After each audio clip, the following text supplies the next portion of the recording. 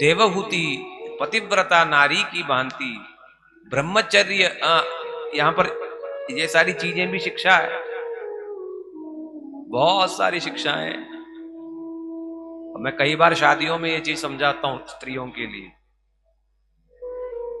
ये भगवान ये विवाह क्यों बनाया, और ये पतिव्रता और ये सब चीज क्या है, क्या है ये चीज, समझ ही नहीं आता, समझना भी नहीं चाहते। भागवतम में है, देखो विवाह तब तक कोई प्रयोजन नहीं है यदि उसमें परमार्थ जुड़ा नहीं है, जीरो है, नहीं तो जीरो है। ये एक दूसरे को यूज कर रहे हैं बस, और कुछ नहीं। वो इनको निचोड़ रहे हैं, वो उनको निचोड़ रहे हैं।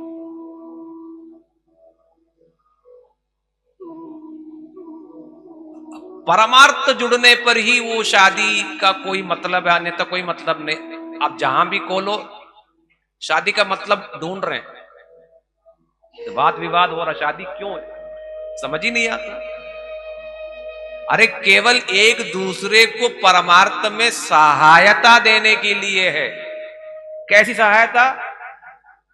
पुरुषों के लिए व्यवस्था है कि वो गुरु के पास जाएगा, गुरुकुल में रहेगा, गुरु करेगा, तो तब जाकर के उसको परमार्थ में प्रवेश होगा, रियलाइजेशन, जो विज्ञान की बात करी तब मिलेगा।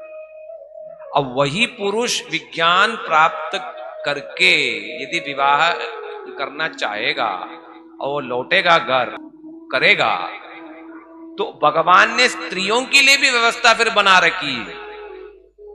केवल पुरुष ही भगवान को प्राप्त करेंगे ये बात नहीं है, स्त्रियों भी। ये जो देवहूति की बात है यहां पर दिखाया, देवहूति ने भी भगवान को प्राप्त किया। कैसे किया तो समझाऊंगा। तो स्त्रियों के लिए भी भगवान ने व्यवस्था फिर बनाया। क्या बनाया? घर ही गुरुकुल है। गुरु कौन है? मैं ये नहीं कह रहा हूं पति है, जो पति गुरु के पास जाकर के जिसने ब्रह्म विद्या भगवत भक्ति सीखी है, प्राप्त किया, वो पति गुरु है। और ये तो नियम तो वर्तमान समय में तो लागू ही नहीं होता, न गुरुकुल है, न ब्रह्मचर्य है, न गुरु की सेवा है। उल्टा गुरु को ही गाली देते हैं, टीचरों को ही गाली देते हैं। तो ये वर्तमान समय में तो ये लागू ही नहीं होता है, इसलिए डाइवर्स हो रहे हैं। ठीक भी है, ना इनको कुछ मिल रहा ना उनको कुछ मिल रहा, तो फिर साथ में क्यों रहे? कुछ बंधन सी लगती है, ये बंधन स्वीकार क्यों करें? बात ठीक है, परमार्थ नहीं है तो फिर बंधन ही है। फिर डाइवर्स देखो जगह जगह, दिल्ली बॉम्बे में जिस घर में जाओ डाइवर्स वापस आ गई। घर घर की बात है, कोई खोल के बता भी नहीं पाता। तो ये वैसा जो पति है जिसने गुरु की सेवा की या परमार्थ विद्या को सीखा, वो गुरु है, और वो घर गुरुकुल है। और पतिव्रता क्या है? यही ब्रह्मचर्य है। उसी गुरु की सेवा क्या है? पति रूपी गुरु की सेवा, घर की सेवा ही गुरुकुल की गुरु की सेवा है। और उस पति से क्या केवल पैसा लेना देना नहीं, परमार्थ की शिक्षा। जैसे पार्वती शिवजी से बैठ के पारमार्थिक चर्चा करती रहती है, ऐसी चर्चा जब तक ना हो विद्या की प्राप्ति नहीं होगी। यही कारण है विवाह का। कहीं भी जाएं, किसी की भी सेवा करें, इसलिए भगवान ने ऐसी सुव्यवस्था बनाया। और कालक्रम से सब नष्ट हो गया, अब बंधन लग रहा हर चीज।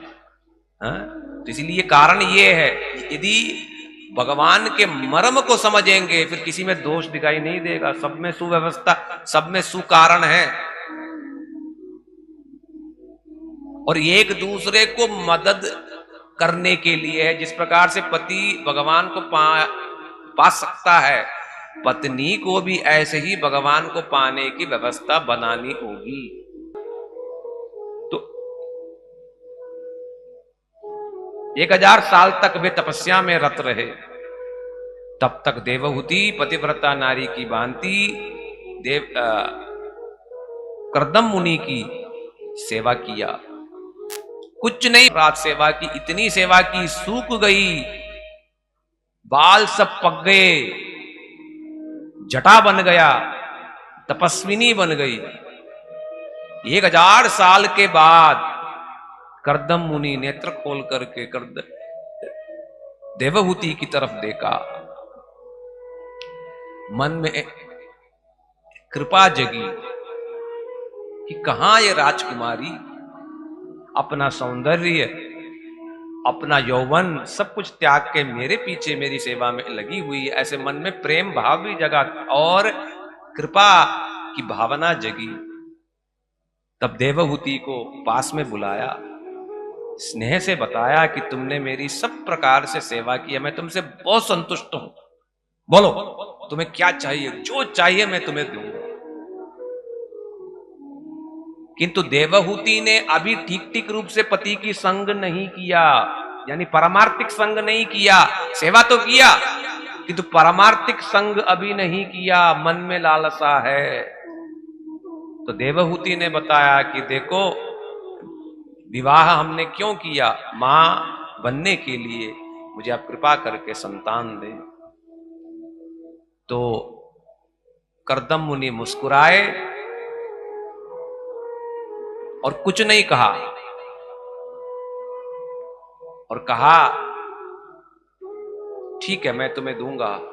देवहूति ने पूछा कैसे दोगे, ना तुम्हारे पास पैसा है ना घर है, और शरीर भी ठीक नहीं है, स्नान तो करो पहले, सब हो जाएगा। उसका विश्वास नहीं था।